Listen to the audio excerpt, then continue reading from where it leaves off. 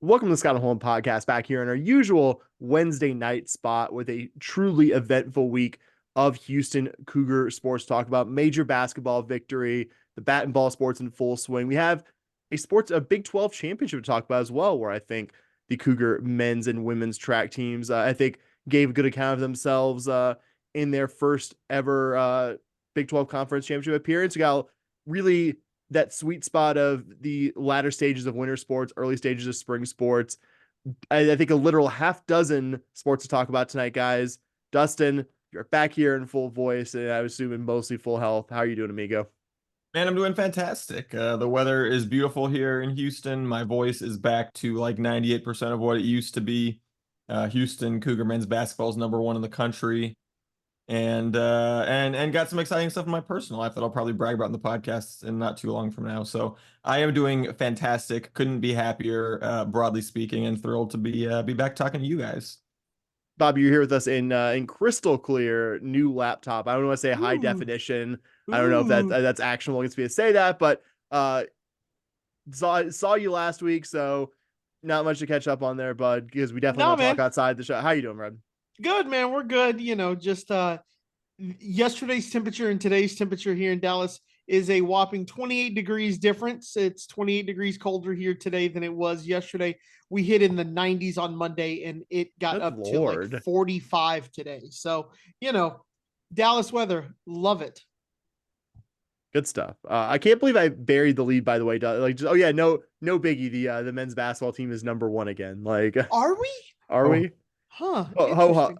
ho hum. Just Yeah. a regular occurrence over here in these parts. Another regular occurrence is us going on our friends at the 1012 Networks Mothership Pod. Bobby and I joined them briefly among many guests to celebrate the 500th episode of the 1012 Pod, and we also talked about some Cougar men's basketball. Talked about the Big 12 newcomers as well. Check us out there. Check our friends out at the 1012 Network, generally at TN12 Network, wherever you social media, the 1012 podcast, and a host of great Big 12 sister podcasts, along with us here at the Scott and Holman podcast. And of course, check out our friends at Charlie Hustle, charliehustle.com, on the World Wide Web, makers of incredibly comfortable vintage wearables, including a great Houston Cougar collection. Like Bobby was kind of talking about, this time of year in Texas, really, no matter where you are, because it's been kind of wild out here in the West as well. You're going to need some of those hoodies. You're going to need those crew necks. You're going to need the t-shirts as well when it's randomly apparently 90 degrees. Still kind of blowing my mind. Charlie Hustle's got all that for you. Incredible vintage Cougar designs. Very comfortable, like I said at the top. And just by listening to this podcast, whether you're a Houston Cougar or an interested non-Cougar who wasn't blessed by life's lottery to be a fan of this university and its athletic programs, Charlie Hustle has a great collection for you. Use our promo code SHP15, SHP15, like the Scott Holland podcast, wherever you're listening, get 15% off. Like I said, an incredibly comfortable, incredibly diverse selection of Houston Cougar wearables from my friends at Charlie Hustle. Guys, let's talk about that number one Houston Cougar men's basketball program getting a very satisfying win.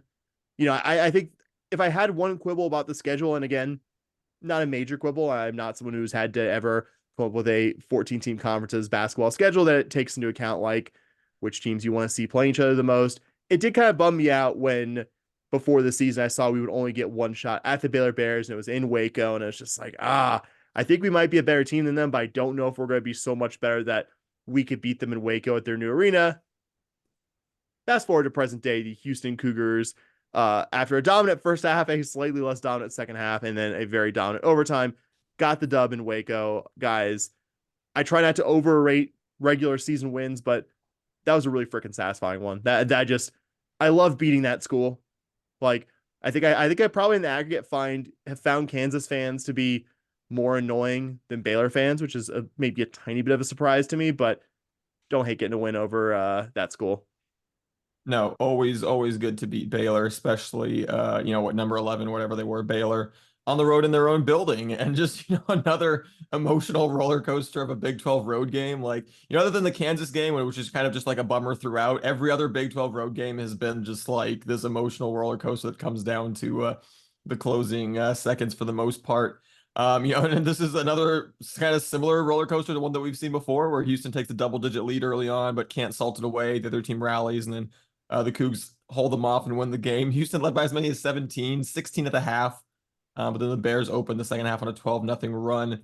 And just, yeah, that moment when it came down to the wire, Yves Missy hitting his only field goal of the game with 4 seconds left in regulation to tie it, but then missing the potential go ahead and one free throw. Jamal Shead hitting what looks like the buzzer beating game winner, but it did not, in fact, beat the buzzer. And then in overtime, Ray J. Dennis scoring on the opening shot for Baylor, making Houston trail in a game for the first time since the Cincinnati game. But the Bears only got one more point before the closing seconds of overtime when the game was already over. Houston's 11-1 run, 5 different players scored. Amazingly, none of whom were Jamal Shead, but he also contributed with the steal in the closing seconds to seal the deal. And, this was cool because it's an awesome win. It's a great win for the resume. It's a great win for the Big 12 standings. It's a great win for just the psychic benefits of getting to beat Baylor in their own building. And this is also a game where you got contributions from all 8 of your rotation guys. But even with everyone, I think, contributing, you still had a standout player, which has got to be Juwan Roberts, with one of the more ridiculous lines you're ever going to see. 17 points on 7 of 9 shooting. Shout out to Jerry Ryan.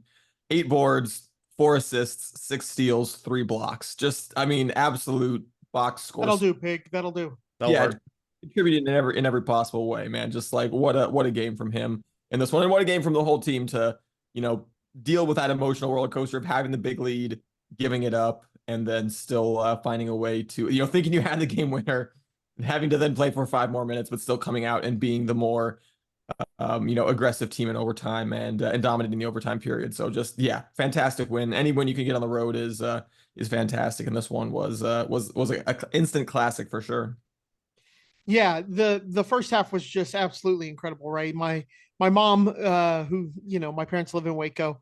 My mom I wouldn't say watches a lot of Cougar basketball, right? But when they play Baylor, it has her interest a little bit more than usual, right? And she's cheering for U of H and everything. And at halftime, she texts me and she's like, Baylor, either U of H is really good or Baylor is way overrated. And I was like, we're really good, man. We're really, really good at basketball. And as soon as Baylor started their run, I was like, son of a bitch, that's on me. I knew it when I typed it. I knew it.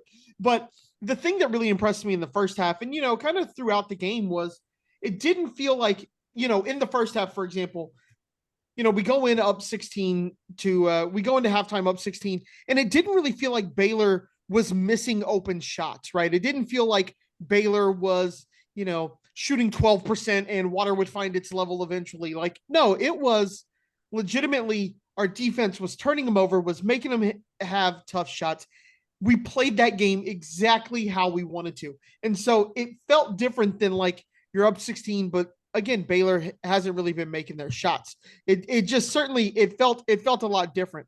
But we saw some of those issues that we've seen with this team throughout the season with this U of H team. Just a game, there's going to be a stretch in every game, no matter the team we play, is an extended period where we just do not score. We went from 40 seconds left in the first half until the 15-20 mark of the second half, and we scored 0 points.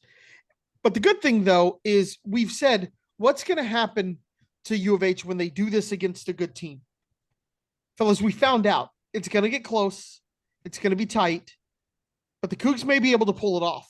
And you didn't do this against a team that's kind of on the top 25, a team that you may see, the quality of a team that you may see in the Sweet 16. You saw this against a Elite 8 caliber team, a team that could really do some damage in the tournament. You were able to go on an extended streak of not scoring, and you were able to come through with the win. Yeah, I mean, it definitely wasn't always pretty or easy. And I think this is, on paper, no worse than the 3rd toughest road game on your conference schedule. I mean, Kansas at Fog Allen is always going to be the toughest one. Yet Iowa State at Hilton Coliseum, and obviously last Saturday against Baylor at Foster Pavilion. And I would say Iowa State and Baylor are 2A and 2B for most difficult road games. I think Hilton Coliseum is a louder venue, but I would say the style Baylor plays that specifically is more challenging than what Iowa State wants to do. I think what Iowa State wants to do is a little more similar to what U of H generally wants to do out there. And it's never, ever going to be easy to be a top 10 or top 15 team at their arena. I think you could probably expand that statement to most of the Big 12 men's basketball programs right now, but especially so in the case of Baylor, a team who'd only lost once in their home court prior to Saturday. And it was that triple overtime loss by 3 to TCU. I mean, there just aren't teams out there right now who go into top 15 opponents' buildings and blow the doors off. I mean, UConn, who I think right now is the rightful betting odds favorite to win the whole thing,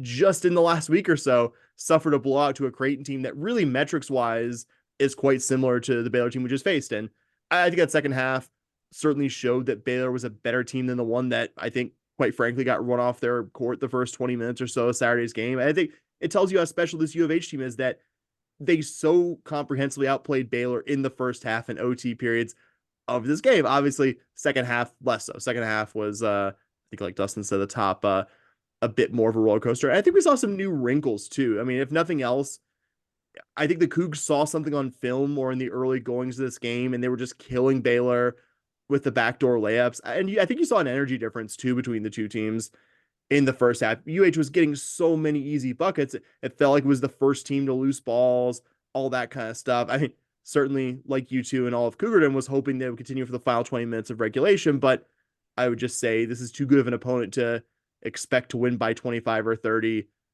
in their building. Would have been better for all of our, I think, collective cardiac health if the second half hadn't started in that 12-0 Baylor run. But I think this is the kind of thing that's going to happen when you hit a team that good in the mouth at their arena. You'll see lesser teams roll over in those situations. I think we saw it a fair amount when we were in the American, but that's not Baylor. And go back even further, that's not BYU. That's not even TCU, the team that beat us, or Iowa State, the other team that beat us, or even UT Austin. I mean, I think in that first half, you saw Baylor star freshman keep the blowout from getting worse. And then I think you saw Ray J. Dennis really take over a lot of the second half there. But like you said, Bobby, you saw the mettle and toughness of this team in the overtime period.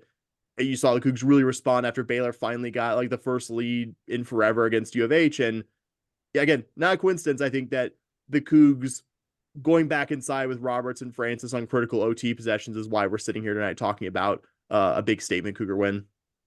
Yeah, Yeah. Go ahead, Dustin. Sorry.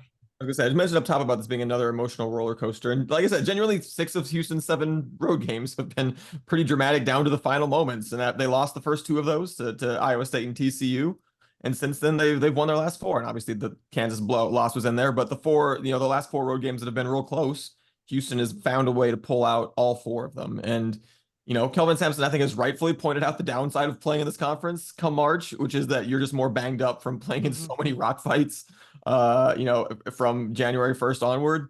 But at the same time, this is a team that now knows how to win when they're playing in a crazy environment away from their home arena.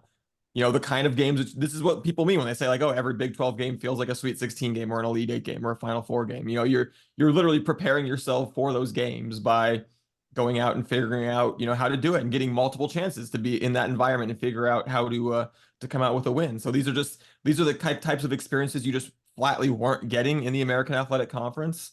By the time that Houston played TCU at Iowa State, they had more of, I think, an idea how to play in a tough road environment based on experience than probably at the end of any American Athletic Conference season that we've played. So I mean, getting to do that and then get the 4 more chances and getting to the confidence of coming out on top of 4 of those games, I think is something that's going to be invaluable for this team, going forward as the calendar turns to March. Yeah, and just not to completely change the subject here, but kind of going a little bit more X's and O's. I just imagine you'd be like, let's talk baseball here, guys. Yeah. Sorry, both of you just like, what? That's not my notes. We have a run sheet for a reason. Just to talk a little bit more X's and O's rather than the emotional side of the game. One of the things Sam and I talked about last week was how we looked like we kind of struggled a little bit against a zone defense. In this game, Baylor came out in a zone, and U of H did a great job of attacking it backdoor style. Really showed some backdoor movement in the way they were able to get to the bucket and things in that way. And we really made Baylor abandon that zone pretty quickly early on in the game. I was just kind of looking through my notes that I was taking while I was watching the game, which really start to drop off with about 8 minutes left to go in the game. There's a lot fewer notes than there were when we were up 16, because I think I was a little more paying attention to the game than notes. But I mentioned us attacking that zone and a nice new wrinkle of the backdoor cuts and things like that. And really attacking that zone didn't look great last couple of weeks ago, but against Baylor, it looks like Baylor saw that on tape too and decided to come out and go. They couldn't deal with it last week. Let's see what they do here. And U of H did a great job of handling that zone. gonna say couldn't deal with a good defensive team running his zone, which I get Baylor very, very, very good at certain things, but I think you pointed out when we previewed it, Bobby, not a good defensive team on the balance here. Not a good defensive team the last few years, which I saw a lot of Baylor fans kind of try to blame on LJ Cryer and say, oh, that's gonna be better. And congrats, you played yourself. And just on this topic briefly, I'm not going to hand wring about Baylor fans booing LJ Cryer. Not interested in doing it. If y'all do, by all means, but extra sweet that after all of that, Cryer was the guy who hit the free throws that ultimately put U of H back in the lead for good in OT, hit the last 2 free throws of the game as well. And I wanted to single out 2 other things about this game before we move on. Obviously, you guys have other thoughts, by all means, give them, but one's kind of individual focus, one's team focus. And, I'm not going to say we didn't see the Cougs have any foul trouble in this one. Javier Francis went out with 2 fouls. I don't know if it was before or after the first media time, but it was early. Like within the first 7-8 minutes of the game. But for the totality of the 40 minutes of regulation, the overtime period, I thought the Cougs did a good job defending without obviously fouling against an opponent who even after this game is top 25 in all Division I free throw rate. And it wasn't like this was an unusually friendly crew either. It was fucking Doug Sermons was one of the 3 guys working Saturday's game. I thought that's something this team has improved. And I'm not gonna say the refs didn't miss calls either way. That's just, I think, kind of nature of the beast there. But I thought the Cougs did a good job defending without obviously fouling, which I think was a kind of a problem for this team earlier in conference play. And I think is something has gotten better over the last few weeks. And yeah, I see so much absolute mush brain stuff out there. I'm sure you guys too, that U of H is dependent on getting a friendly whistle. And not that we needed proof to the contrary, because I mean, this is a team that still gets called for a lot of fouls. It's still 12th out of 14 Big 12 teams in free throw rate, but I believe there's some improvement happening there. And I wanted my last game focus thought for this one to be on Manuel Sharp, because we saw it in this game, and I think we saw it in the win over Iowa State last Monday. This guy has grown so much, not just as a scorer, but where he is as a defender now in 2.5 years in the program. It's incredible. And the offensive game is easier to pick up as an outside observer like we are, but the defense is there too. And of course, Jamal Shedd's the guy who gets the most attention, rightfully so. He's the leader, he's the tone setter out there, but this isn't an elite defensive team without the contributions of Sharp, who's also come up huge as as a scorer in that Iowa State game and in this one against Baylor. Yeah, I mean, it's uncanny. We've talked about it a lot in this podcast, but it remains just unbelievable the extent to which if you see a player, especially like I think a guard, spend 2 years in this program, like year 2 is good. You're gonna have a huge leap. They're just like, I know you kind of the sophomore leap is a thing, but it's just like the predictability of watching guys just like make the sophomore leap in this program has been really impressive. And Emmanuel certainly another example of that. In terms of the booing LJ Cryer thing, I'm not going to give Baylor fans any crap at all, because I am positive that if Houston had a player transfer in the Big 12 to another Texas team and he came back to the Fertitta Center, we'd be booing him every time we touched Absolutely.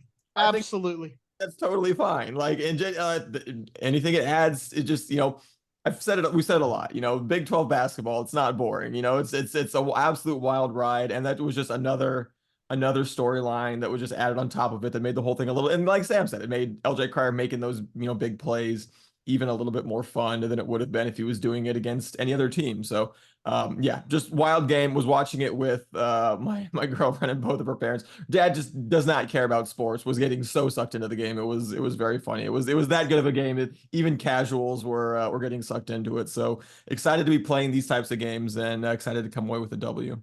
Yeah, my mom goes, oh yeah, and U of H stole Baylor's best player. I was like, we didn't steal him, okay? We didn't steal him. He wanted to be a better draft prospect. He knew what he needed to work on, and he came to the school to work on it, okay?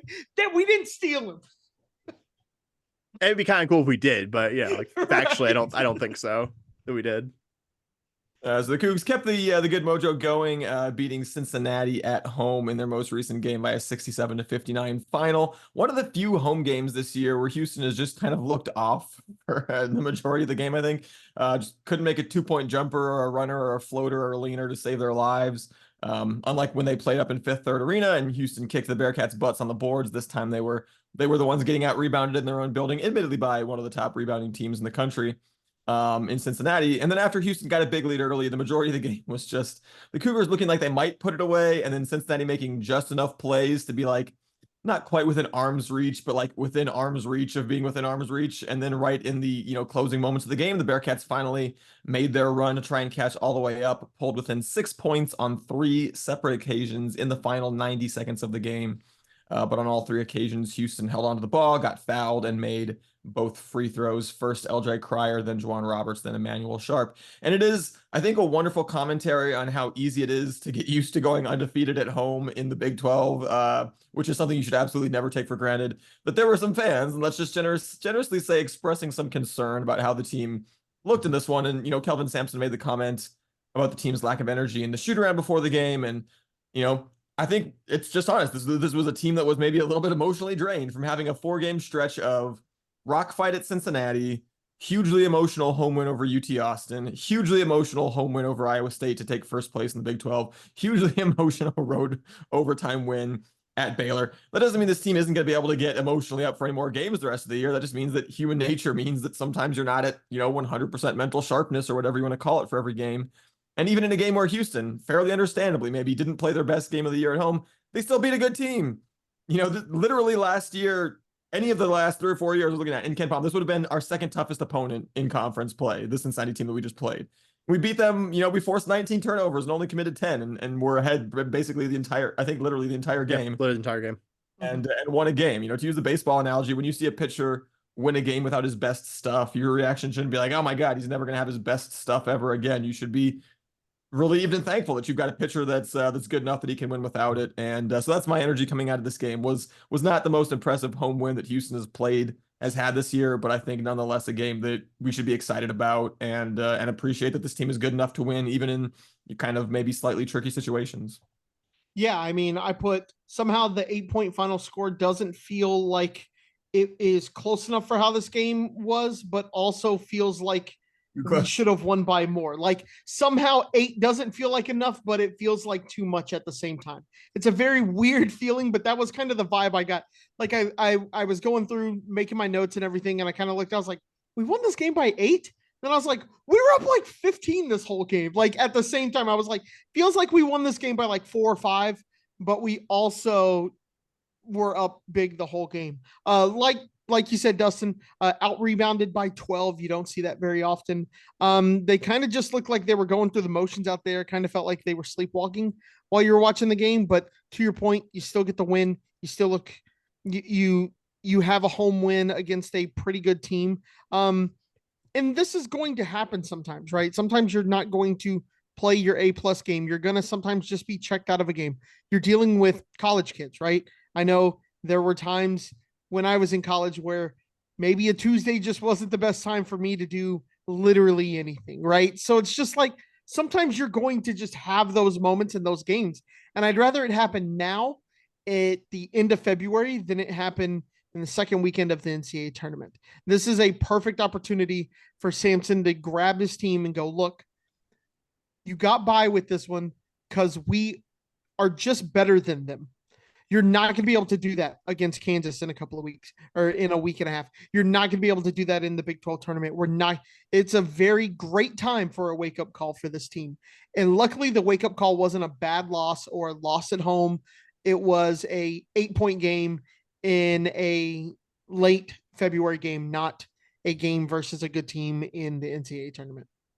Yeah, one of the teams you just mentioned, Bobby, Kansas, last night, granted, playing a better BYU team than the Cincy team we faced, lost at home and basically buried themselves in the Big 12 regular season title race. Like that could have been us, like letting Iowa State and everyone directly behind us back in with a loss here. Wasn't a great effort though. I mean, it kind of reminded me a bit of last season in that for how good last year's team was, UVH played weirdly bad at home at times.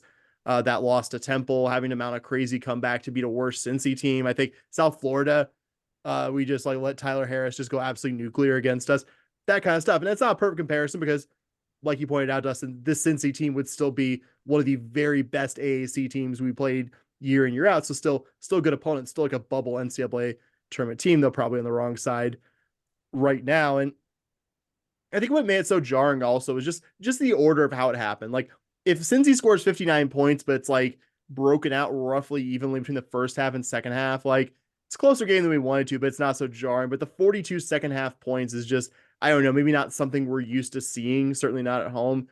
I wanted to give give one of the guys credit though, and I think no one should get more credit for this game not being an even more stressful affair than LJ Cryer. He allowed the Cougs to get enough of a cushion in the first place that, combined with that kind of early second half run that got it out to I think 17 points, really gave Cincy too big of a hole to dig their way out of it. And I know a lot of Cryer scoring happened in the first half, but the Cougs really needed it then because nobody besides LJ Cryer could hit the broadside of a barn. I mean, not exaggerating.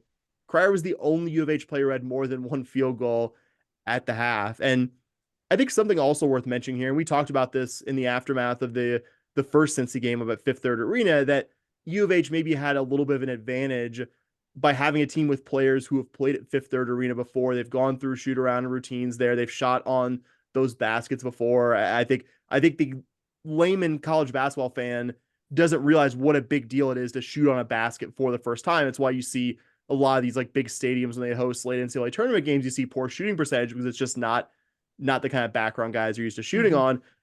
The same principle probably holds at least somewhat true here for Cincinnati, a team that's played here annually as an AAC program prior to this Big 12 move. It's not a new experience playing against U of H as a really highly ranked team at the Fertitta Center. For some of Cincy's older guys, though, we'll acknowledge they have a lot of new faces who have never played at this arena before.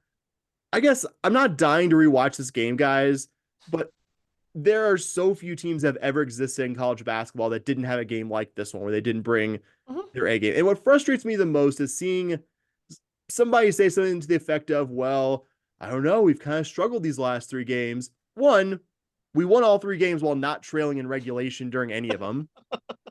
Two, those three games came against, in order, the current number 8 team in the country, who's right behind UH in the Big 12 standings, the current number 15 team at their arena, and Cincy, a team that's on the bubble of the NCAA tournament. I mean, this isn't U of H struggling with ECU, Tulsa, and Temple here. These are really good opponents. This is what the Big 12 move means, that you're not going to necessarily just run everyone out of the building like U of H quite often did in the latter stages of being an American team. Doesn't mean we can't come on here and say UH didn't play well for 40 minutes, but I'm going to paraphrase what Kelvin Sampson said after the game. This team is 25-3. It's not a funeral here, guys. Yeah, and I think despite it not being the team's best effort, you saw enough performances, especially kind of in spurts from different guys. LJ Cryer going off in the first half, like you mentioned. Emmanuel Sharp gave you all three of his field goals in the game came in, I think, like a 2.5-minute stretch, buzzer beater at the end of the first half, and then 2 in the spurt right away in the early second half. Wani, I think, really took up the scoring mantle later on in the game, ended up with 15 points to kind of help Houston close this one out. And I think all somewhat, facilitated by Jamal Shed, who had his second straight cold shooting night, but also ends up with 9 points, 11 assists, and 4 steals. It's like he's had 2 cold games in a row. He had a double-double in the win against Baylor, and he was like 1 point short of a double-double with 4 steals in this win. So like that's Jamal Shed having a couple of rough games in a row is still obviously contributing in a big way. So that's kind of like that's exactly what we're talking about with winning when you don't have your A game. Is just it's not letting everything go completely to crap. It's still good players managing to make an impact on the games the way that we saw these guys do. Yeah, and all I want to add is the closeout of the game. We all wish it was a little bit better, but I have one thing. And why is Wani taking an inbound pass in a situation in which they're going to foul? Like, you're not going to find a bigger Wani Roberts fan than me right here. You two can attest to this. But to be honest, I don't even know why he's on the floor at that point. I understand it's probably Have for you seen defensive, JoJo Tugler? maybe. God, I love JoJo Tugler. Have you seen JoJo Tugler shoot free throws? So, I understand if you want him there for rebounding purposes, make him the inbounder. I don't know. But, as soon as he touched the ball, you could see his eyes why did you hand me this thing? Please, somebody not named me, come get this ball from me. And he was immediately fouled and I just sat there and I remember texting Sam. I said, why is Wani getting the ball here? And then Wani makes both free throws. And I was like, no. And Sam, what did you say? It was it's a definition of good result, bad process. Yeah, it's just why? Make him the inbounder. If you don't trust his passing ability, have him set a screen, something. Just don't have Wani catch the ball when you are in a late game foul situation. By which you mean Kelvin Sampson knew that Wani had those free throws, called up a play specifically to get. Yeah, that's what it was. we'll all believe that's what it was. What we're going with. So going forward, the Cougs will be in Norman, Oklahoma on Saturday to take on the Sooners, who stand at 7-7 in Big 12 play, pending the result of their road game at Iowa State starting in about 25 minutes from now. They are the last Big 12 team that Houston has not played this year, currently in year 3 under Porter Moser, who came over after his successful spell at Loyola Chicago. And the first 2 years have been kind of rough, going 7-11 and 5-13 in Big 12 play and missing the NCAA tournament both years. But this year they've been solid in Big 12 play. They're considered an NCAA tournament, something close to a lock, if not at a complete lock at this point. And it's been, kind of a defense first concept that they're winning with. They're a top 25 defense per KenPom, only allowing opponents to shoot 29% from beyond the arc on the year. That's top 10 in the country. And, I like the offensive balance that they have, even with key forward John Hugley, who was averaging nearly 8.5 points per game off the bench, going down to a meniscus tear a few games ago. They still have 7 other guys averaging at least 6 points a game. But, I think the thing that makes this feel like Houston has a better chance, though, even with as tough as road games have been, they really haven't been that convincing at home, especially as of late, which is something we haven't said about too many Big 12 teams.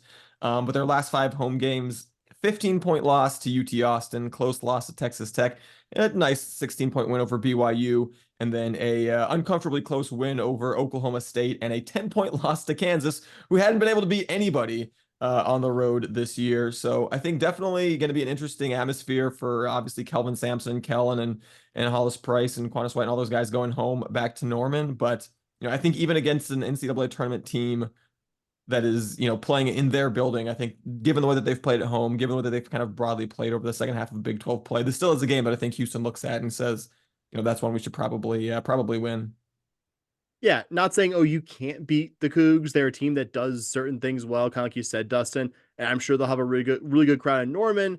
I think you and I and Bobby are just gonna be pointing out how they've generally fared against the better Big 12 teams, which is not great. They are actually 2-6 against Big 12 opponents who are currently KenPom top 40 teams. And granted, one of those was, like you pointed out, an impressive 82-66 win over BYU, where the Sooners scored 48 second half points. But we'll also note BYU is missing their key big man, Ali Khalifa, for that matchup as well. First game back for Kelvin Sampson, who coached the Sooners from 1994-2006. You mentioned Hollis Price and Quantas White as assistants, who were both on that 2003 OU Final Four team. Kelvin Sampson also grew up in Norman, played for his dad with the Sooners. Lauren Sampson went to OU as well. A lot of Sooner connections. And I'm not going to say 100% of the OU fans in attendance will give a friendly reception, but I don't know, just from what I've seen from OU fans online, it seems like there's a lot of goodwill towards Sampson, Price, White, and that era of Sooner basketball generally. I think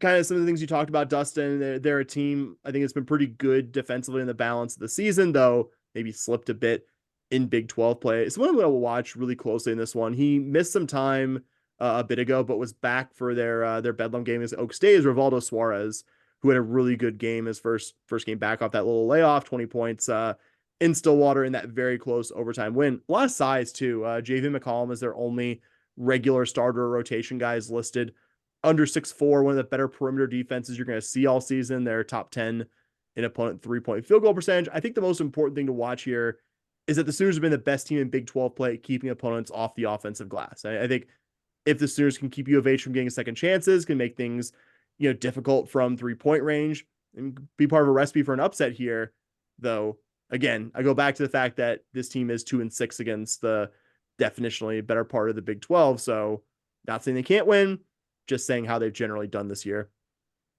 Yeah, it's definitely a game that if you're U of H, you want to come away with a win. You're playing a team that, like you guys said, is probably in the tournament. A win versus us would kind of cement it, but I think they're pretty much in from everything I'm seeing. Another name to kind of watch for is going to be Jalen Moore. Jalen Moore shoots 42% from the outside. Pretty sure that's it. Yeah, 42% from the outside.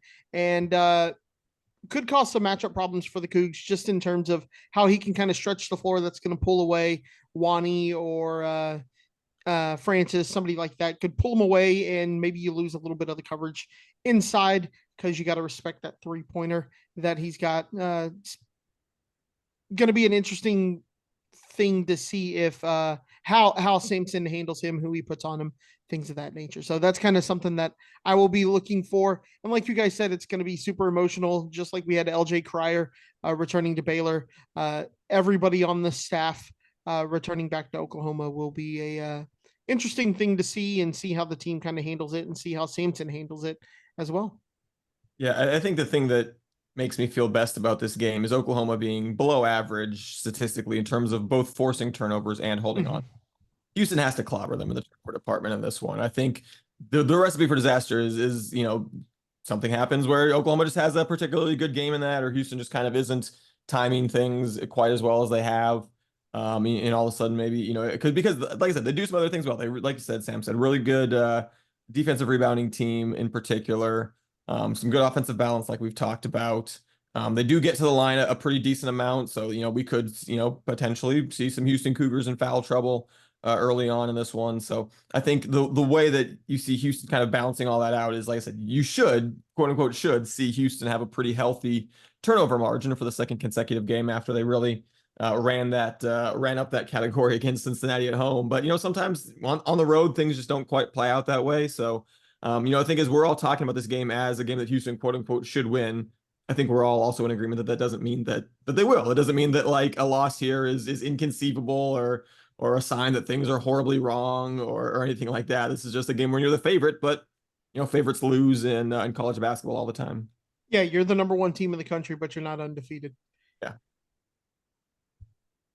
All right, well, we'll keep it moving and go to Cougar Track and Field, who competed at Big 12 championships this past week. The men finished in 6th place out of 12 teams with 55 team points. They were the highest placing newcomer to the conference, 10 points ahead of BYU. Meanwhile, the women finished 11th out of 14 teams with 33 points. And although they were probably a little more, I think, in the pack than saying 11th out of 14 kind of suggests, Houston finished 8 points behind Kansas, who finished 5 spots ahead of them in 6th. So not a very big, gap between. There was a larger gap between 6 and 11 where Houston was than there was between Houston and the team directly behind them in 12th place. So, I think maybe a little more in the pack than that number kind of suggests. Team-wise, Texas Tech won the team titles on both the men's and women's side. The Red Raiders, just especially on the men's side, the amount of just like men's sprinting depth and dominance that they had is reminiscent of some of the teams they're doing to kind of the Big 12, what Houston used to do to the American Athletic Conference when they had 6 or 7 guys that were getting in the finals of the sprinting events, the conference championships. So a lot of exciting performances. I think the thing that really stood out to me as my overall kind of broad thought, and I'll throw you guys for kind of the individual performances you liked, was like literally I think everyone that ended up qualifying for indoor championships, which we'll talk about in a minute here, is everyone that was on a podium at the Big 12. Like that was the exact lineup, when we were in the American, we saw this team that, you could have, athletes that were going to qualify for nationals, and you had athletes that you kind of knew weren't, but might get you some big points at conference championships to help you try to win conference titles. That doesn't really exist in the Big 12. Houston got some smaller points from some other athletes, but for the most part, if you want to get some big points in the Big 12, you got to do it by having like a qualify for NCAA championships kind of performance. So that is, I think, a stark reality of Houston's new life in the Big 12, but also exciting because we saw, a pretty solid number of those performances from Houston this past weekend. Yeah, for me, Davion Wilson and his continued progression in the short hurdles and just the way he's gone from being, pretty good, like top 25, top 30 time at the end of the season, to one of the very, very best in the country at what he does has been very impressive. Was officially U of H's first Big 12 title winner, which I think is pretty cool, and I think a deserving athlete of that. I believe he broke the school record in his prelim time, and then broke the record that he previously broke with his winning time in the finals, which I think is really cool. And the other athlete I want to shout out is on the women's side. Kellyanne Beckford had her hand in both event wins on the women's side, the individually in the 800 meters, where she ran one of the very fastest times in the country en route to the event win, and as part of that 4x4 relay with Iman Babino, Sydney Townsend, Michaela Mouton. So I think those were all the performances are good. We love all the winners here, and also I think I'll mention them before we leave this topic. There were some non-event winners, even a couple non-podium finishers who I think are probably names to watch for the long term, where had some nice performances. But I think those were the big ones that caught my eye when I was kind of recapping this. Yeah, and to the Kellyanne Beckford part, she set a meet and a facility record. So she has the record at Texas Tech in their facility for the 800 indoor. So just kind of a cool little thing there that like Houston now has the fastest time in Texas Tech's facility. That's just kind of a fun little thing to throw out there. And then you got to throw it to Grant Levesque, winning the heptathlon. He won the first event, didn't look back, never fell below first place in that throughout all the events. So just want to shout that out there as well. So super excited for the Cougars on that. I Yeah, was gonna say ran a top 10 time, top 10 U of H program time in the 60 as part of his heptathlon performance.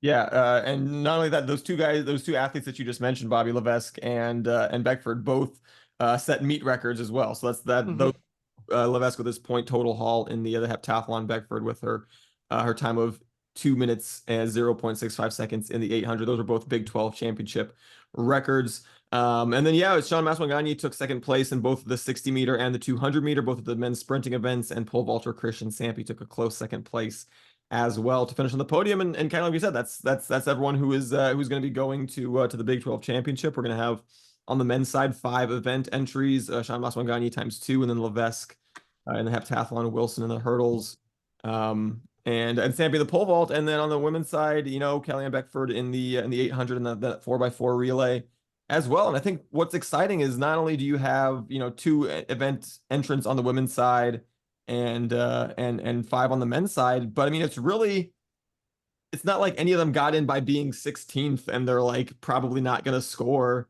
at nationals. Kellyanne Beckford 3rd in the country in the 800, the 4x4 relay 7th in the country. Sean Maswangani way up there, someone who's very capable of qualifying. Devion Wilson tied for second fastest in the country in the 60 hurdles this year. Sampy and Levesque both in points, like I said, is both in positions where if they kind of finish their in their place that would be scoring points. Levesque currently 4th in the nationally in the heptathlon. Sampy 5th in the pole vault. So I mean, really, I think Houston has a great chance to going forward to potentially score in basically every event that they have someone qualified for at nationals. Can I shout out a trio of freshmen real quick from Big 12 championships that will not be going to nationals, but I think are worth mentioning here? Good. Yeah, freshman Caden Broadnax qualified for the 200 finals with Maswanyani, finished 8th, which I don't think is bad work for a freshman as first Big 12 championship. It's not even easy to get to the finals in the first place in this conference. An event that I don't think we talked about very much, but hopefully talking about in the future. In the high jump, freshman Andrea Mita, was 4th, and Michaela Mouton, who I mentioned as part of that winning 4x4 relay, also herself finished 5th in the 400 meter finals. Another athlete to watch long term there. So obviously not going to indoors, but I think a trio right there who, if they develop like a lot of the athletes we've talked about tonight and kind of on the show historically, I think those are your future names that you're potentially talking about here in 2 or 3 years, as ideally the Cougs are still competitive in the Big 12. Yeah, so going forward, Houston will have, and everyone I think has this current weekend off, and then the weekend after that will be NCAA indoor championships up in Massachusetts, I believe is where is that this year? Yep, Boston. Oh, all right, so we'll keep it going with Cougar baseball, who won 2 of their 3 games this past weekend against St. John's, winning the Friday and Saturday games before dropping the finale on Sunday. Cougs won by blowout on Friday, a 12-6 final that saw them put up 4 in the first inning and 6 in the 5th to make this one just never really close. Justin Murray, 4 hits, including a homer and 4 RBIs in that one. On Saturday, it was really the pitching performance of Antoine Jean that was the standout, 6 scoreless with 6 strikeouts against just 4 hits. Trey Jones really leading the way offensively. Homered in the 2nd, RBI single in the 4th, scored on a sac fly in the 6th. Cougs won 7-2 to improve to 6-0 on the year. I believe at that point we're 6-0 with 7+ runs in all 6 games, which I believe I saw was like a first in school history through their first 6 games of the year. But unfortunately, Sunday saw that perfect record come to an end. Cougs actually jumped out to another 4-0 lead early on, but St. John's put up 4, 2, and 2 runs in the middle 3 innings en route to a 11-6 Cougar loss. So, like we talked about, St. John's only game prior to this past weekend was, getting 1 game in of their opening season of the year, opening series of the year against Florida. But not a traditionally super successful program. So I don't know. I had kind of a like unsure, takeaway from this weekend just because, 2 out of 3 is always kind of, unless you're playing a really, really good team, 2 out of 3 is always kind of it's not great, it's not terrible, it's just kind of in between. And given that I don't really know how good St. John's is this year, that kind of even doubles it down. You go, I have no idea how. Maybe St. John's is a tournament team, and this 2 or 3 is going to look pretty good at the end of the year. Maybe they're finishing, 170 in the RPI, and 2 out of 3 is kind of dragging you down, if anything. So hard to know exactly what to take away from this one. Yeah, I think I have a lot of the same beliefs about this team as I did before the weekend. That yeah, I think this is a good hitting team. I was really impressed the way the Cougs chased St. John's Fry starter Xavier Kohlhauser, who had done a good job keeping Florida off balance in the one game they'd gotten in before this weekend. A really impressive response in the fifth inning. That 6 run inning you mentioned, Dustin, after the St. John's bats had finally started to wake up in the top half of the inning there. And I really think the 12-6 is a deceptive final score. I mean, the Cougars are up 11-2 after 5 innings, and you never really sweated it at the end. No UH pitcher guy that one unscathed, though I thought Owen Woodward did some nice high leverage work there, coming on to get the double play in that fifth inning, not letting St. John's get back into it, and the Cougs kind of blowing it open later. I can't say enough good stuff about Antoine John's Saturday game as well. I mean, we kind of knew if healthy that he was going to be a good one just based on he had good career numbers. If you're like a mid-threes ERA pitcher for more than a few innings at an SEC program, you're pretty good. Like the issue was never that with him. It was just, I think, staying healthy when he was at Alabama. And I've seen nothing through 2 starts, small sample size that may be, to not make me pretty optimistic about him in the weekend rotation. I'm still reasonably optimistic about Jackson Jelkin as well. Like, hasn't been super efficient in either of his starts, but didn't get beat up too bad in either of them either, and definitely showed the swing and miss stuff that we heard about in the fall. It's just that big question mark after that, which was kind of Sunday's game, where Duncan Howard had a nice start, but it all kind of came apart, and none of your guys in relief in that one were especially good, though Jose Torrealba and Justin Murray over the weekend both did nice jobs when they were called into action out of the bullpen. Yeah, I still think this is a good offensive. I think this is a good lineup despite all the new faces. I think I've been really excited about what we've seen from Trey Jones. Ace Reese, the freshman, had some big hits really throughout the weekend as well. It's just that, and there's some proven commodities in the pitching staff. I like Jelkin, like John a lot, and I like some of the bullpen arms you have. It's just kind of answering those other questions and like, do we have a satisfactory answer to it? And I think the answer right now isn't necessarily no, but it is still, I think, for me at least, a resounding I don't know. Yeah. And to be honest, going into this weekend, even if you come away 3-0, right? You win, you sweep the series. Do you still have a lot of those questions answered at the end of the second series after you played a team like St. John's who you had questions about how good they were? So I didn't expect to get many questions answered. But there is kind of a pattern that I'm starting to see with some of these games. You kind of go, you look at the stats. Jackson Jelkin, could he have been a little bit more efficient? Yeah, sure. Right. 4 2/3, 4 1/3. Giving up 2 runs. Not super excited by that, but 6 strikeouts to 1 walk. Gotta love that, guys. In the games in which we struggle, you see the walk to strikeout rate go the opposite way of you're just putting free base runners on. And it's just that's very exciting for me watching this team and where they have been the last couple of years is how maybe the pitching staff isn't going as deep into games as you want, but they're pounding the zone. That's what we've been asking for. And they're coming away with the wins. A Sunday game can sometimes get a little tough, kind of looked like a game in which the bullpen was going to be leaned on a lot in the first place. It seems like we're still trying to find that third starter for the weekend. We're kind of playing with some stuff, trying to get different guys out on the mound when the starter struggles. So Yeah, I think even in the big loss, the blowout loss on Sunday, you only gave up 3 walks, and sometimes the other team just gets some hits. Again, St. John's beat Florida, probably at least a somewhat decent team. We don't know, but sometimes the other team just gets some hits, and certainly I think that Todd Whitting is probably wishing that Kyle Calametto and or Paul Schmitz were healthy and fully healthy, ready to go to open the season. I think if even one of those two guys are healthy, you have a 1, 2, 3 weekend rotation that you're feeling pretty good about at this point. So whether or not those guys are going to be able to come back healthy this year, or you're going to have to figure out who that third starter is, that obviously kind of remains an open question, like we've been talking about here. But yeah, on the year, Houston has drawn over twice as many walks as they've surrendered as a pitching staff, and that's something that we've just been pounding the drum on year after year. It's just like, remember when Frank Anderson was here? We never walked anybody. Like, let's just do that. So you know what? I think I'm willing to take the L as long as it just comes from guys, your pitchers maybe being even a little bit too aggressive, hitting too much of the zone with some of these pitches. Maybe what it is, I don't know, but you'll take it as long as you're pounding the zone and not just giving it away for free. Agreed. Unfortunately, with all that optimism, we then have to talk about the Tuesday game, which saw Houston blow a lead to UTSA and lose 8-7. Cougs were up 7-2 after 5 innings, but gave up 3 solo homers in the top of the 6th, and then gave up 3 more runs in the top of the 7th to lose 8-7. And after the all-around encouraging start to the year, this is the second straight bummer of a game by the bullpen.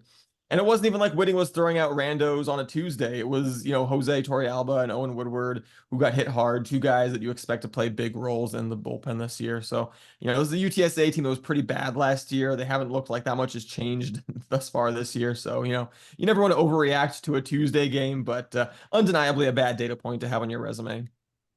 Yeah, I thought UTSA was decent. I thought UTSA was decent last year. Decent last year? Yeah, but this year Keep talking, Bobby.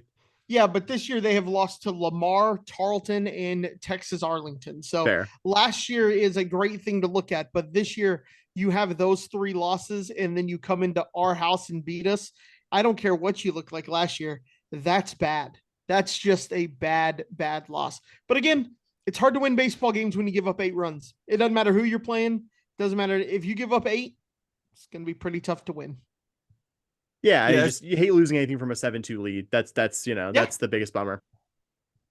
Yeah, I think I was thinking of UTSA's softball team, who we also play this year. Yeah, they were terrible in softball last year. They were actually top 100 in baseball last year. So it is early. Maybe they'll end up being not a terrible team. I feel a little bit better knowing that. This whole time I've been thinking, like, weren't they in like 200s last year in RPI? They were not. So I don't know. Maybe they'll balance out. It's very, very early on. We're still talking about. They have a loss to Tarleton. I was just gonna say I will end this on a happy note. Damn it. They're D1 now. They got scholarship too, man. Come on, man. You'd be smirching the Texans. They're the Texans, right? Yes. Harold Call. Shout out Harold Call. 2nd home run of the season to lead off the Cougars in scoring. Trey Jones had another nice game with 2 or 4 with the stolen base. We'll say, just like it seemed like, and I was hearing from all of y'all that still live in the Houston area, that was a super windy day. And I think UTSA hit like 3 homers in 1 inning. I think it was off Torrealba. It's just frustrating that our bats just kind of went missing late in this one. And you never want to lose a lead where you have lose a game where you have a big lead, though it's a Tuesday game in February, so may not mean ultimately a whole heck of a lot. I see your point on, like, it's disappointing to see the bats go cold late in the game. We still put up 7 runs. You should win most games you put up 7. It's not the biggest problem, but again, just hate that our bullpen faltered so much late, and I think we got like 3 hits off UTSA's last 4 2/3 innings of relief. Yeah. But Bobby, we only scored 7 runs against a team that lost to Tarleton. So I mean, if they lose to Tarleton, you should be able to score. Fair point. That's a fair point. That is a fair point. So looking forward to this coming weekend. The Cougars will be at Minute Maid Park for the Astros Foundation College Classic, where they will be taking on Texas State on Friday, Vanderbilt on Saturday, and Louisiana Lafayette on Sunday. Really excited for this weekend. It is really Cougar baseball's first chance to get some actual significant resume wins. That I don't think they've really had any of those games coming up until this point. Texas State, the Bobcats were they've had some really good teams recently. Missed the NCAA tournament field last year, but we're still a solid team. This year they've beaten up on some small schools, 1-3 in their 4 games against power conference teams. Vanderbilt, just consistent baseball power, number 9 in the current D1 baseball poll. And the Raging Cajuns, they were an at-large team last year. They won 41 games. They did just lose 2 out of 3 at home to Rice this past weekend, while only scoring 5 total runs in 3 games. And the Owls haven't been great the last several years, so maybe that is an early indication of trouble in Lafayette. But I think overall, really exciting weekend. And like I said, you just really haven't gotten a chance at the resume building wins. And this is a weekend where you go 2 out of 3 this weekend. That's something that is going to actually significantly build your resume in a way that going 2 against 3 against St. John's, like I said, maybe, but probably not going to be the same kind of thing. I think you took a lot of my points for the specific teams, Dustin. I'm just going to say that I know U of H hasn't had the best win-loss record in the past decade or so, playing at the various iterations of the Astros college baseball event at Minute Maid Park. And I'm okay. This is no longer an event we play in every single year. I don't know though. Maybe it's nostalgia from going to so many Cougar baseball games in the early season at Minute Maid Park, a number of them with you two, my good friends and co-hosts. But I'm happy U of H is back playing in this. I'm happy that we're gonna have. I'm happy that I can may or may not follow U of H baseball at 9 a.m. my time on Friday. Like that's really cool. I love like the early regular season tournaments at an LB stadium that kind of allow you some early weekend baseball. Here's to Sam's boss not actually listening to the pod for that No one. chance. So No chance. no chance. No chance, baby. No. Yeah, really excited. Just like you guys, like Sam just said, really for the nostalgia of playing in the Minute Maid Classic, and that's what I will call it. And just being in college, showing your student ID, and we would buy the $30 pack for tickets, and you could get every game of the whole tournament. And then it was like a hot dog and drink was included. It was like $30 with your student ticket, and we would just spend all day there. We'd be there 11 o'clock first pitch. We'd get there about 10:30 to make sure we were there on time. And then we wouldn't leave till 11 o'clock that night. And we would just watch baseball, just watch baseball in all day. And we would watch random games. One of my favorite memories was, I always think about this, and it was Baylor was playing somebody, and they're up. No, Baylor is down one. No, they're tied. And they have a guy hit it into the outfield. The guy rounds third, he stops. The guy who the batter went to take second and got thrown out, and it ends the inning and it ends the game. And it goes into extras. And I'll never forget Dustin yelling at him, going, "Why are you running? You don't matter. You don't matter." And anytime I see a bonehead running play in baseball, I'm always just like, "You don't matter. It doesn't matter. That run does not matter." And Dustin said it, and I was like, actually, he's right. That runner doesn't matter. What was he running for? No, yeah, lots of good memories from watching Cougar baseball and other teams as well at the Minute Maid Classic. A couple of favorites was the one time, I think the one time I ever actually went out and it was available and I did actually go sit in the Crawford boxes was Rice was playing somebody in the nightcap after we had played earlier in the day, and ended up sitting in next to this kind of middle-aged guy and his kid, and we start chatting after a while. Turns out it was Anthony Rendone's uncle and his cousin.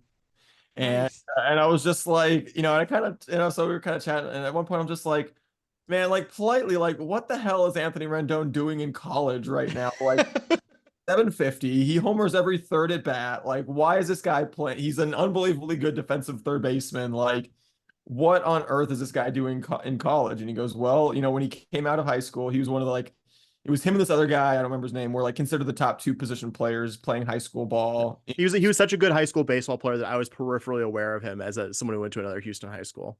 It was like, yeah, him and this other guy were kind of like the big 1-2, hitters coming out of high school in Houston. And the other guy got drafted a little bit ahead of him, and the other guy got a $1 million signing bonus, which is, decent, but not like a huge amount for an elite prospect. And Anthony Rendon was like, I'm as good as that guy. I want a $1 million signing bonus. And the Braves had drafted him, and the Braves did not think he was $1 million good and did not give him his $1 million signing bonus. And he goes, I'm telling you, he goes, like, half of the games that Rice has played, like a Braves scout will come up to his mom and be like, we are so sorry that we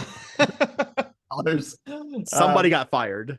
Yeah, fired over saying, yeah, Anthony Rendon doesn't have $1 million valuation coming out of high school. That, and the one random time when I was sitting down the third base line in foul territory and a ball like hooked around the third base line fair was coming down to the line for a double, and I was sitting next to a guy who was like reaching over to grab it, and I was like, no, let it go, and like guy and like yelled at him and like got him to pull away at the last second and not go for the ball. And he's like, oh my god, thank you. I totally like lost track of time. And his kid was all mad at him because he didn't grab him the ball. He's like, no, you don't understand. Like, you can't just grab it. And showing my baseball IQ there as I pat myself on the back for that one. It's your hero moment.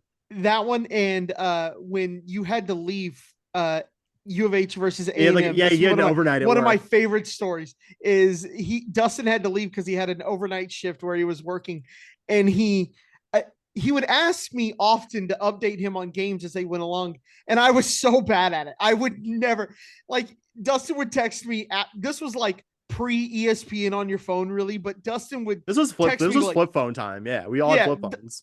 Dustin would text me like 2 hours after the game and it'd be like, "Hey man, what happened?" And I'd be like, "Oh yeah, we won." And so we're playing A&M and Dustin texts. He looks at me and he goes, "I have to go, but you better update me. Pitch by pitch updates." And so every pitch, I would just type ball, strike, ball, ball. And Dustin couldn't text back fast enough. Batter by batter will be enough, because I was just constantly sending him text. And finally, after a half inning, he goes, "All right, I get it. I just want batter by batter updates." And I was like, "Okay, sounds good." I thought it was like you were just like inning end will suffice or something like that. Yeah, something like that. It was just. I believe my exact text message, if I remember correctly, was inning by inning updates will do just fine. Thank you. Good stuff. Real window into the kind of friends we are. I could go another 20 minutes with all. Oh yeah, we could go. Oh, yeah. We could go hours on Minute Maid classic anecdotes. We'll probably go ahead and move on to Cougar softball, who went 2-3 in Baton Rouge this past weekend. Cougs got 2 shots at the host top 10 LSU tie. They lost 10-3 and 5-0. Also lost 9-1 to a receiving votes in the top 25 Boise State team. And then they bookended those losses with 2 wins over Austin Peay, a 10-1 run rule to open the weekend. And then in the finale went up 5-0, ended up holding off Austin Peay 5-3 to get the win. So, while I don't think anything happened resume-wise that's going to doom Houston this year, because they didn't take any bad losses. They really still haven't taken any, I don't think, bad losses on the year. They also went 0-3 in their first 3 chances to pick up resume-enhancing wins. And I also think that it's probably not a great sign for the area of the team that we're most concerned about, the pitching staff, that in their 3 games against good teams this weekend, they gave up 10, 9, and 5 runs, easily more than a run per inning. Not what you want to see. Yeah, I'll give the team credit. Both the LSU games were more competitive than I expected. I mean, you're playing a top 10 opponent at their field. I think what disappointed me and almost made me start to go back to reevaluating how I feel about this team was how uncompetitive the loss to Boise State was, because that was kind of your litmus test for the Tiger Classic. Not saying it was a must win. I mean, Boise's a good top 25 receiving votes kind of team, but for me, it was a must be competitive game. And to lose 9-1 in a game where you were never really close in after the top of the second inning really fails the being competitive testing. And kind of like you said, Dustin, it begs the bigger picture question of, like, one, pitching is the exact kind of level of problem that we expected to be in the preseason. Now you're down one of your expected 4 pitchers. And 2, why is Boise State a punchy on the periphery of the top 25 team that competed much harder with LSU in their 2 games, and U of H, a program that was at one time very much like fit that description that I just gave, not even close to that level? I'm not trying to turn every loss into a referendum on why U of H hasn't made a softball leadership change, but I think this weekend, even though it wasn't even close to the worst case scenario, I think kind of laid bare some of the fundamental problems that this program has and continues to show. I mean, am I overreacting, guys?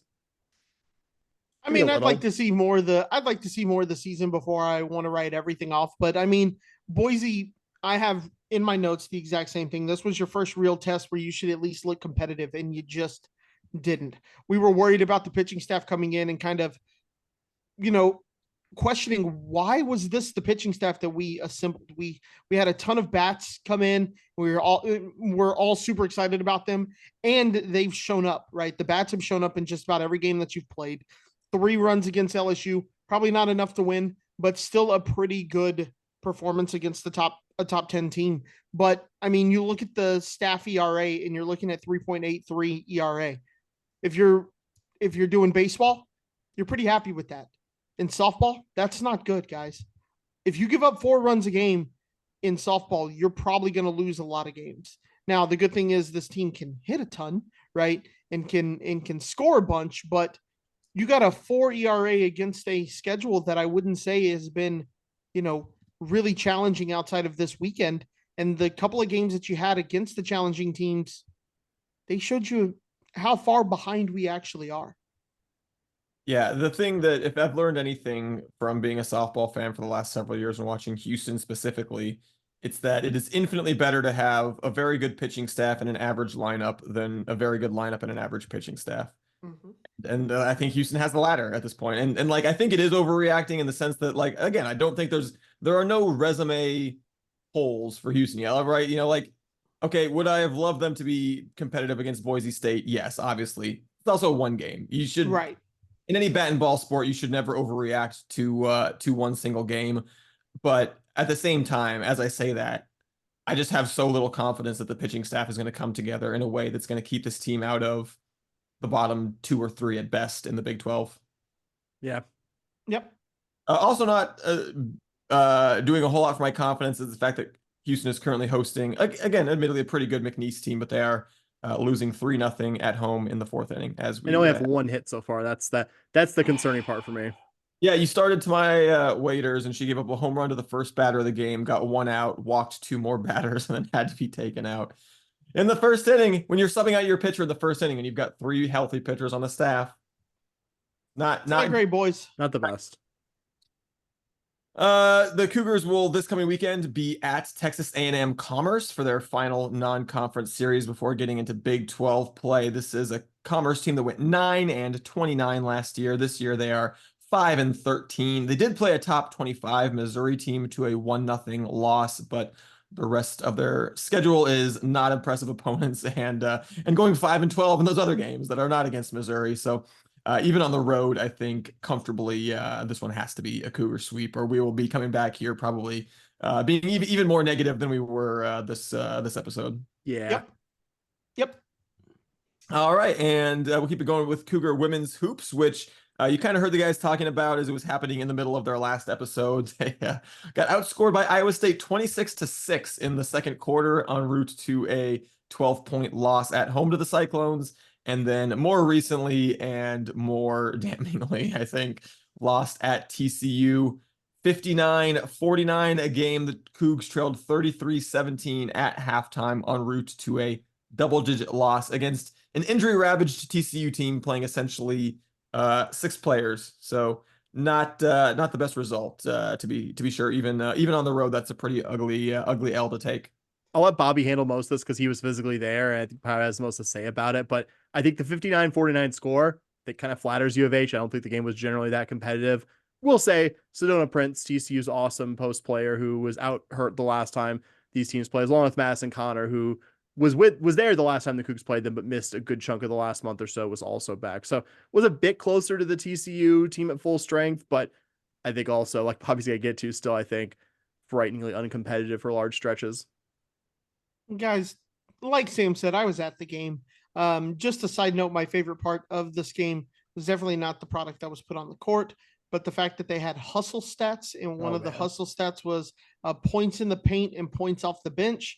I don't know. I just thought that was quite comical. And then I think the other one was like fast break points, which I think is a legit hustle stat, but points in the paint, the opposite of anything hustle. So anyways, just a fun little note about TCU's stats on the that they had on their video board, little stat board things. I thought that was kind of funny. So I watched this U of H team score with 6 minutes and 16 seconds left in the first quarter. And I sat there and I watched all this basketball. I watched so much basketball. And then we did not score until there was 5:23 left in the second quarter. Guys, that's a full quarter of no points. Not a free throw, not a anything. 0 points in 10 minutes, almost 11 minutes. Not great. That may be the worst U of H performance in terms of me being there that I think I've ever been to. To not score for the only thing worse that's close was when SMU had 49 at halftime and we got 0 defensive stops in football a couple of years ago. Other than that, 0 points. And guys, the points that we got were free throws. Layla Blair made 2 free throws. We didn't have a field goal made. At one point, we were shooting 9% from the field. 9. Against a really good Big 12 team, right? Yeah, like against. Oh no, wait, it was TCU. 9% from the field. Sam made a point. He goes, you could double our field. That's something our team couldn't do. Good job. Yeah. Sam said, if we doubled our field goal percentage, you would still be going, oh my tripled. God, we are only shooting 19%. There's no, or 18%.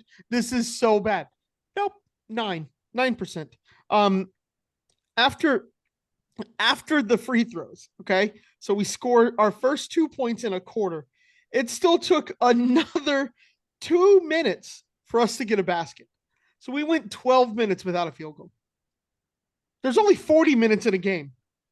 We went over a quarter of the game without scoring a field goal. Do we need to break down the stats? Do we need to break anything else down? No. I was over just gonna 10 minutes of 0 points and no field goals for 12. What are we doing? I told Sam this, and if we continue with this product, we just don't care anymore. It's strictly there to meet Title IX requirements. That's the only reason why you would have it and let it perform at this level. If you're going to do that, get rid of the basketball team and bring in gymnastics. Something. Coach. Something. Bring in equestrian. I don't care. If we're just going to do this, like, there's got to be another sport that we can field that will at least be different than something else I've watched. At least if you bring in gymnastics or equestrian or water polo, I've never been to one of those matches. I'll at least go and I can have a new experience. What are we doing? Yeah, it's been rough. It's been rough watching the team this year. And it's, it would be hard to watch this team this year if this was year 1 of a new coach trying to get their feet under them, but knowing that this is year 10 of the current staff, and that it was, we kind of saw this year coming. Like, it wasn't like we had any expectations going into the year that, like, no, Houston's going to go 500 in Big 12 play. Like, no, Houston's going to be a, like, bubble tournament team. Like, we knew that wasn't going to happen. Like, and you gave this coach year 10 to try to figure it out anyway. So I have had the same thought at many points this year, and did again while watching this game, on my phone, of just like, yeah, either you make a change at the end of this year, or you might as well just walk up to every one of us that wants to be a fan of Cougar women's basketball and be like, no, we do not care about winning women's basketball games at the University of Houston. And it bums me out. It's not like we talk about men's basketball for so much longer than women's basketball just because we're a bunch of, sexist pigs or whatever. Like, when I went to my high school team, our girls team was way better than our boys team. I went to more girls high school basketball games than the boys team, and I played on the boys team, for crying out loud. I constantly was following them, in the state championship and everything, always wanting to go watch them play. I love good women's basketball. I love good basketball, period, regardless of whether it's men's or women's. But this is just not good basketball, not fun to watch. Just every women's game when we were in college. Talking about Coach Curl. Yeah. Every game. Shake our hand. Thank us for coming. Following this team feels like a chore at this point, and that's time to make a leadership change. Yeah, I think just we don't call for coaches. We don't call for coaches on this pod. In the years I've listened, we've never gone like this. Just going, something has to change. Yeah, I think we've been very patient, and just the results don't merit a continuing, direction here. And just like, it's a very veteran team too. That's the only like unique point I'll make here. This isn't like, okay, like they did a roster reset, but there's a lot of like highly recruited high school players in this team. Like this will bear fruit in 2 or 3 years. No, like this is nearly all athletes at the later stages or end of their college eligibility, and you haven't looked competitive in the majority of the Big 12 games. It's just that simple. So the Cougs do have 2 games remaining. They're about 45 minutes from tipping off at BYU, another team near the bottom of the Big 12 standings, and then they'll be hosting UCF on Saturday to finish the regular season.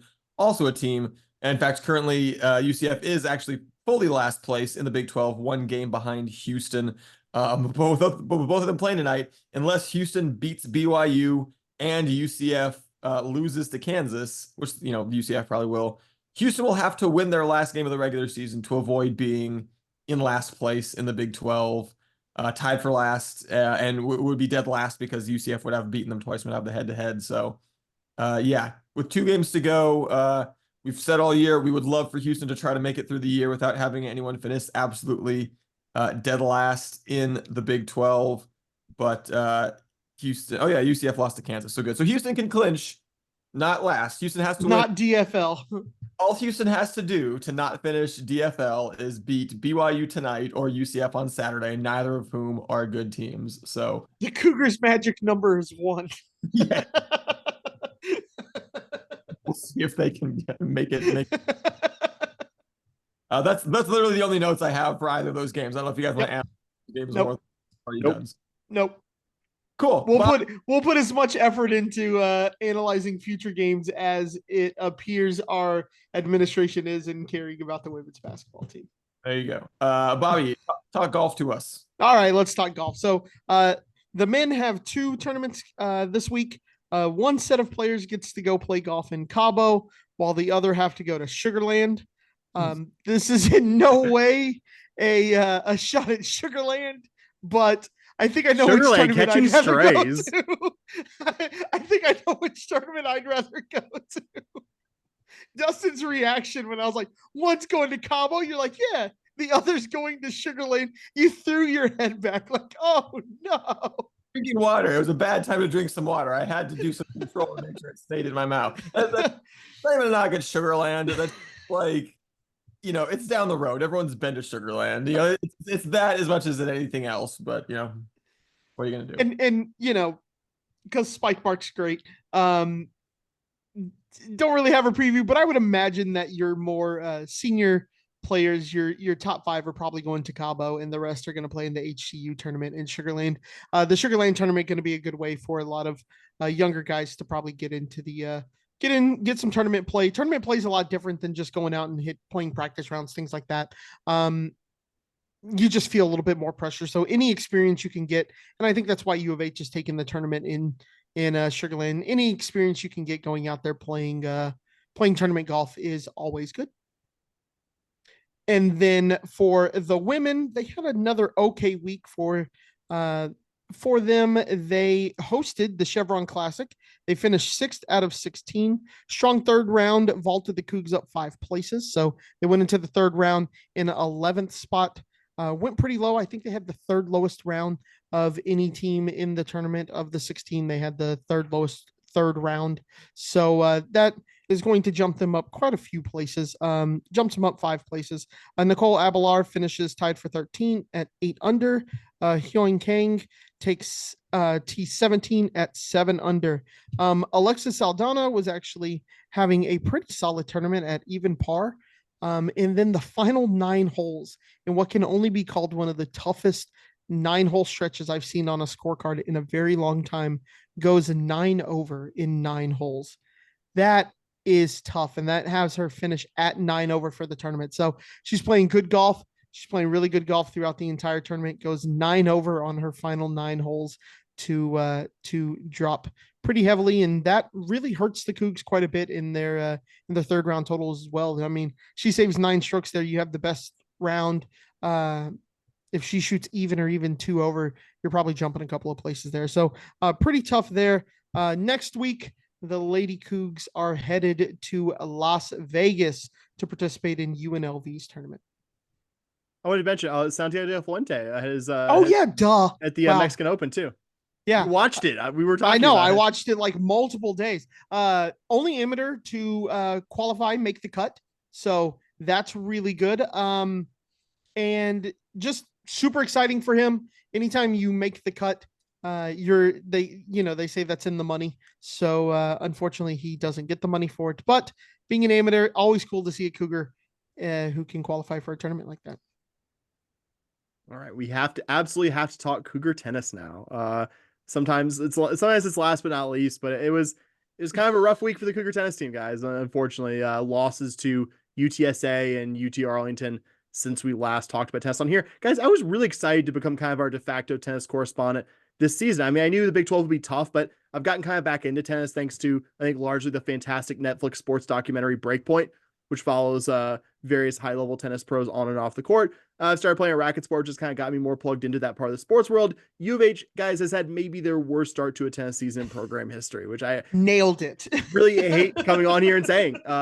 UH, again, go back a little bit before this week, UH had never lost to UTRGV before the season in 11 previous all-time head-to-heads. Had a 10-match win streak versus UTSA. before losing this season and last season. UT Arlington has actually done pretty well in the all-time head-to-head series, and I think if this season finishes as badly as it looks like it will, I think it would actually behoove the Cougars to look at UTA's coach Diego Benitez, who has led the Lady Mavs to several NCAA regionals, along with some individuals doing pretty well in the postseason in previous years. Consistently has UTA outperforming UH on what I imagine is it's not a huge budget, but it's really vexing, guys. The vast majority of the athletes who are playing week in, week out are returners from the previous teams who didn't struggle against this level of non-conference opponent. I mean, It doesn't make sense. it doesn't. And the road does not get easier from here either, because Cougars are opening up Big 12 play this week against the ITA number 22 Texas Tech Red Raiders in Houston. And the Red Raiders are 7-4 with all 4 of their losses in the spring season coming against top 35 opponents. They've played a pretty tough schedule so far. Saturday, you're going to host number 39 BYU, who's 8-1. Cougars with a U don't look like they play as tough of a schedule as Tech, but head-to-head wins over Mizzou and Arizona. So play a considerably tougher schedule than U of H and done a bit better. I mean, you didn't get more than 2 points against UTSA or UTA. Unfortunately, I'd be surprised if we even get to 2 points in either of these matchups. It's going to be tough, and wish I had the answer, but I don't. But unfortunately, that's where Cougar tennis is right now. All right, guys. Well, we don't want to end the podcast on a sour note, so I've got some great news, which is that Cougar softball has scored 3 runs in the bottom of the 4th to tie it Let's up. go. Let's go, Cougs. So we're going. Here we go. Let's get the softball program back on track. That's it for us. On the way out, as always, big old thank you to our podcast Patreon supporters. We would love for you to support the work that we do week in and week out by going to patreon.com/shpodcast. You can also get in contact with us, shpodcast@gmail.com. You can tweet at us at shpodcast. You can blue sky at us at podcast.bsky.social. And you can help us out also by leaving a 5-star review in your app of choice. That would be very much appreciated as well. That's it for us. You are an absolute rock star if you made it all the way to the end. And as always, Go Cougs.